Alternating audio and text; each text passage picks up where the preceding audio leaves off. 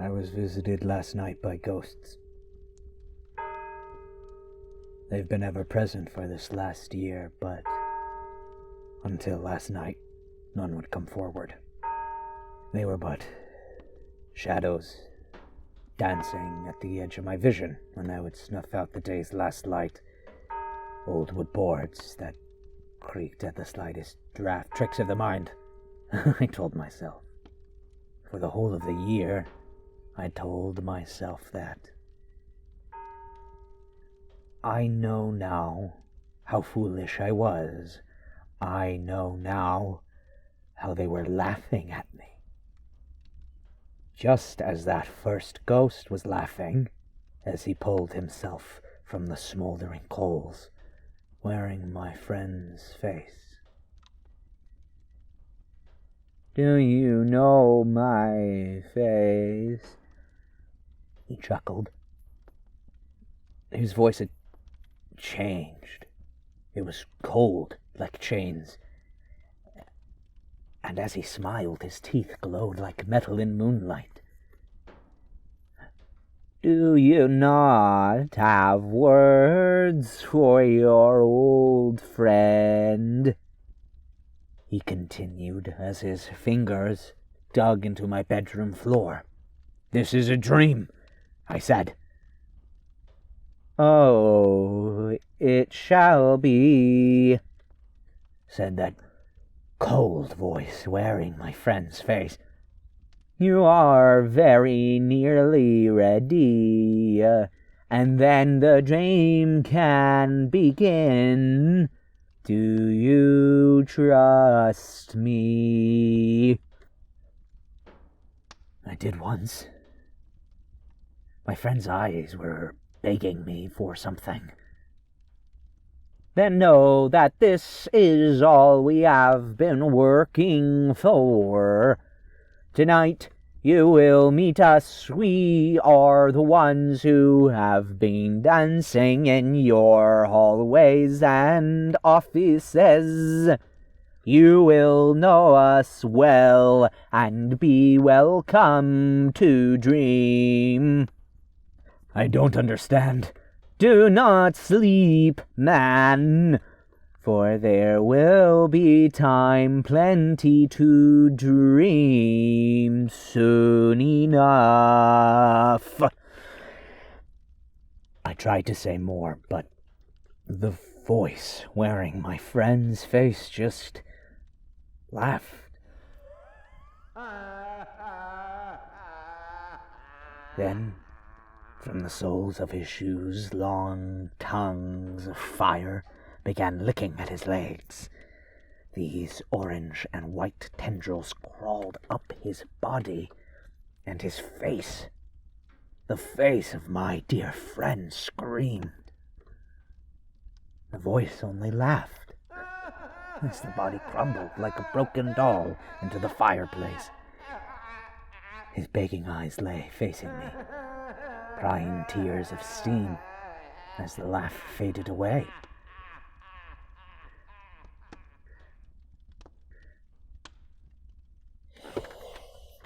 This chair was a gift from him, actually. He had bought himself a nicer room and wanted nicer things to fill it. I offered to take it from him as I needed one, but I didn't want to spare the expense. That was such a long time ago. Given the state of the thing, it would serve as better firewood than he did. His face would remain there until the sun broke over the horizon, and at times that cold laugh would escape my friend's throat.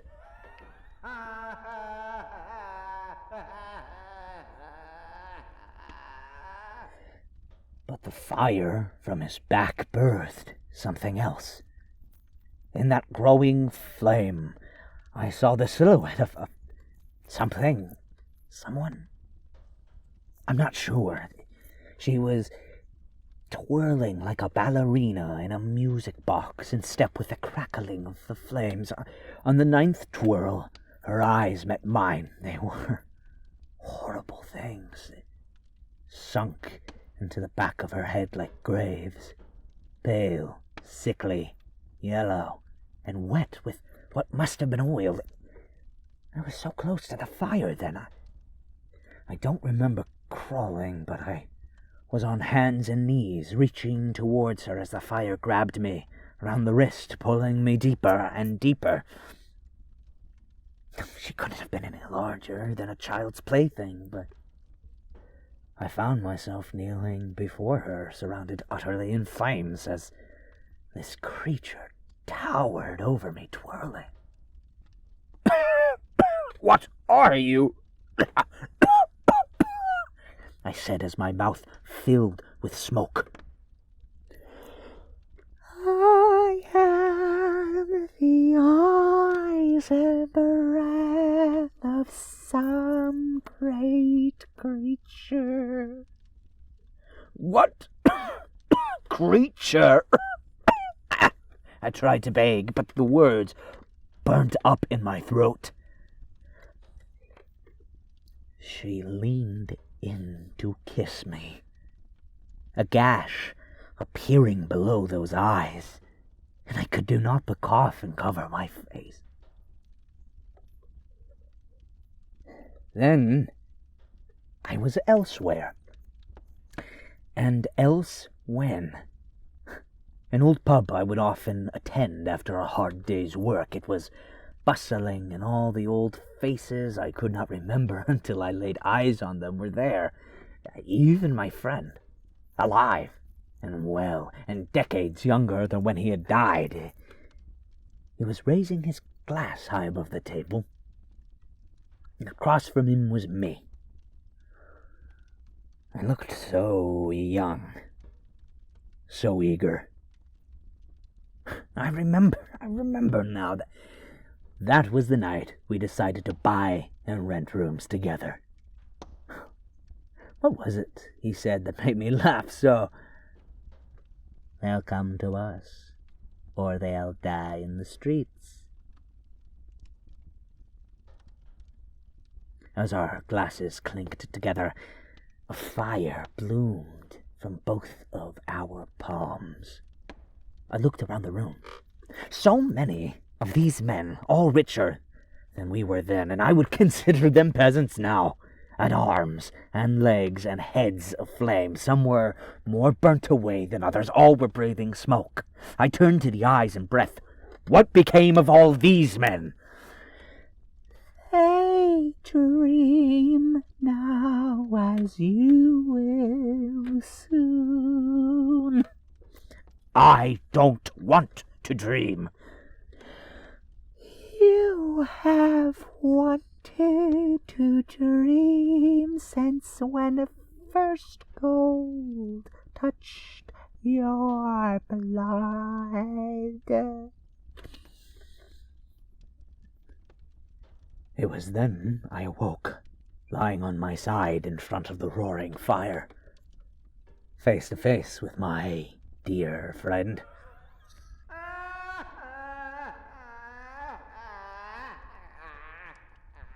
We worked together for a long time. We were giants. If one broke away, the other would tear them down. We could have been so rich on our own, and that boiled into resentment until the day he died. He didn't have anyone else to leave his winnings to. I think that was joy I felt when I took everything. There was a lot of joy after that when the winter came fierce and I had fresh rooms to rent at a raised cost. The fire burned still as I rose from the ground. The holes my friend's fingers dug were there and even singed. My face burned and I turned from the fire to my bed. The next waited for me there. It was a mass of arms, each ending in a hand. Each hand was different than the last. Some were perfect, free of callus and regularly manicured. Others were worn, dry and scarred, ripped from their natural place and sewn to the end of an arm that they did not belong to, and others were claws, with wet blood dripping onto my sheets. These hands clasped themselves to my bedframe, dug themselves into my ceiling, and gripped at the springs of my mattress, so the mass seemed almost to float. One arm stretched and pointed at me, but the mass was silent. "What are you?" "I am the hands and blood of some great creature." With that, the mass lunged for me, pulling and pushing itself and landing on top of me. I fought to my credit. I fought, and with each blow I landed, a great gushing of blood poured from the creature. It locked its hands around my neck. I watched the thing pool the blood in its many hands. Then I watched as the mass poured that blood down my throat. I was drowning. I awoke in a body that was not my own, in a room I recognized. I had rented it to a young couple during the first snow of this year.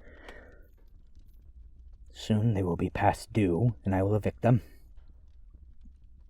This place was sparse. They had nothing but a few papers laid on the ground. She, or perhaps I, was clutching someone. It was the man I had rented the room to, closely. I was shivering, and then there was a knocking on the door. I bolted up.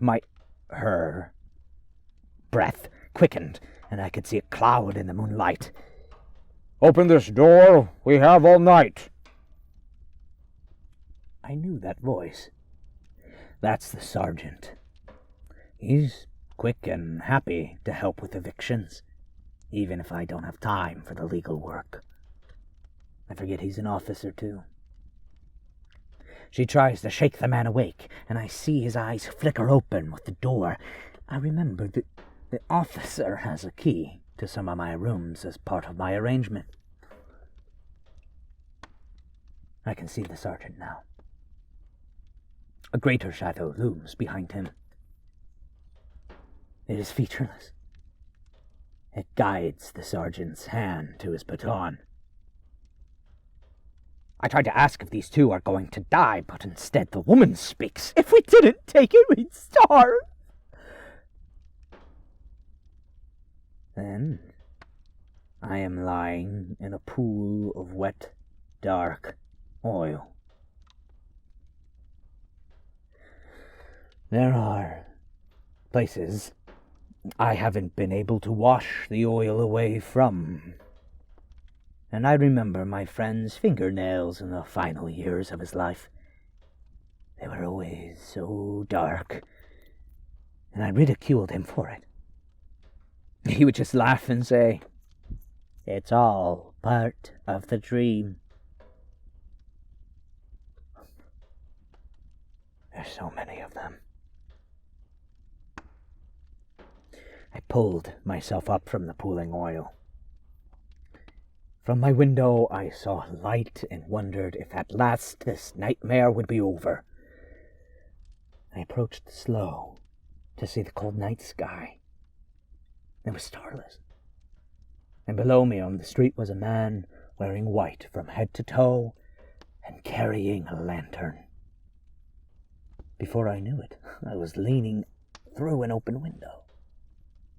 "I would like to invite you to walk with me, friend," came a voice I knew but could not place. I said, "It's late, come another time." But as the words left my mouth, I was already following him through some part of the city I did not know well. I turned and saw my tracks in the snow. "How long have I been walking?" I gasped. The spirit was not facing me. "Since you were quite young, friend." I do not know where we are." "This should not worry you," came his reply.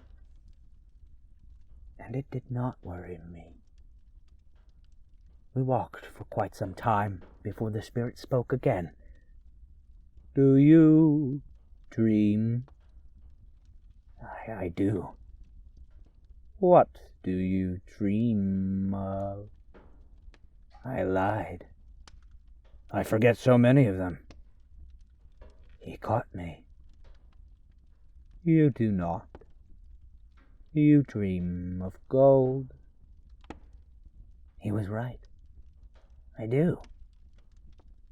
Those who dream in gold dream forever. By then the buildings around us had twisted away like trees towards the sky. "Fire is a kind of gold, and you must feed it. You know this." My response falls from my mouth like ripe fruit. I do. As I said the word, the city was aflame. The fire reached even the tallest branches of the world and up towards the heavens. I felt joy then. I wish I were more ashamed. Then I remembered I did not know my new friend. "Who are you?" I said. With that, the spirit turned to me. His skin was the color of dirty bone, of unkept teeth. His smile was crooked and unpracticed. I had found where I'd heard his voice before. It was my own, and he bore my face untwisted in any regards but the yellowing alabaster hue. "I am the fangs of some great creature. Would you join me in dreaming?" The sun rose then, and I was in my bed. My skin was marked by a long walk in the cold. My sheets were stained black with oil. Smoke from the fire rose to my ceiling. As I watched, my friend turned to ash in the fireplace. He tried to mouth a word to me before he collapsed. But all that came was the cold laughter from before. I will join the dream. I can want nothing else, but know that this, though fire is warm, it must feed. I can think of no other world, but perhaps you can. Perhaps you can dream better than me, else you will find some great creature waiting.